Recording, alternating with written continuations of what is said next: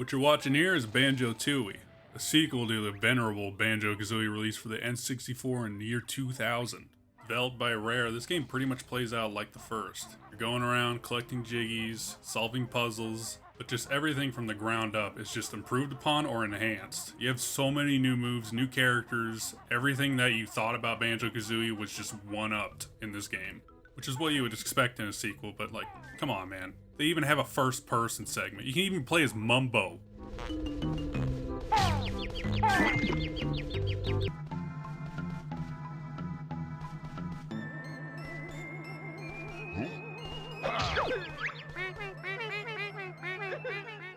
Mumbo beating small children aside, this game is extremely colorful. If you have the setup for it, you're definitely going to want to play this on an old school CRT TV. But then again, you could say that about any game pre-HDMI cable.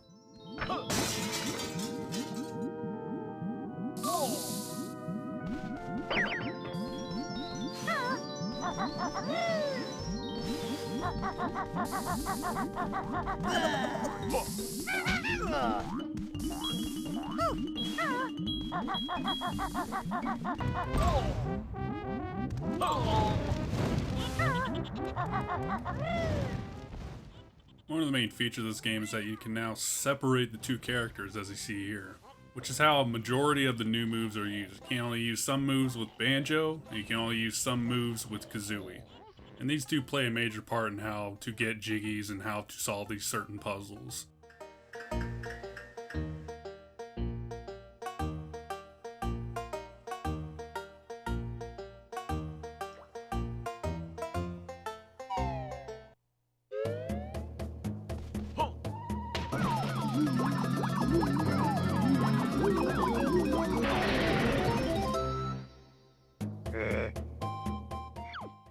And unlike in the first game, you can transform into different objects or creatures. Like here you can be a dinosaur, in another level you can be a submarine, and in one level you're even a washing machine. And like the separation of the characters, these play a pivotal role in how to progress through the game.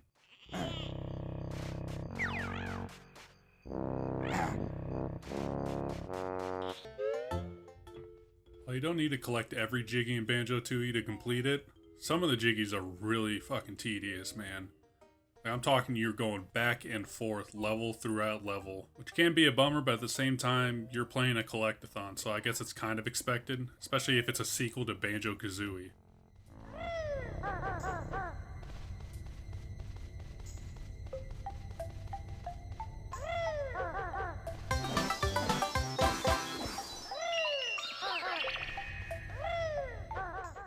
While the music is really good, it definitely is not as good as the first Banjo-Kazooie, which, honestly, that is a very high bar to beat. Came close on some levels, like this one, Witchy World. This is probably the best track out of the whole game.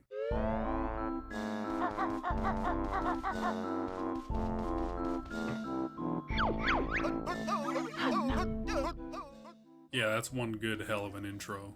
Changing the subject, but you can see here that every level has like checkpoints that you can teleport to. Helps out a lot with the backtracking problem I was having with this game. Just thank God they have them, because some of these worlds are massive, man. Huge. You combine that with backtracking, it's amazing how anyone figured this shit out back in the day.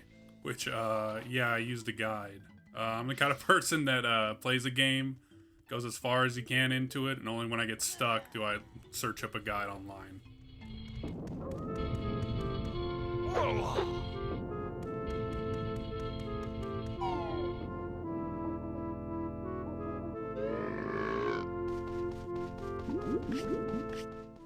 One of the moves that Banjo has, as you can see here, is that he can take people into his bag if Kazooie's not in it. Like this bear is too full and too fat after you fed him a cheeseburger to go to his mom, so you have to put him in your bag and take him to his mom. The writing in this game is really good. It still holds up today. It's still that dumb, dry British humor that Rare's kind of known for, which they still do today.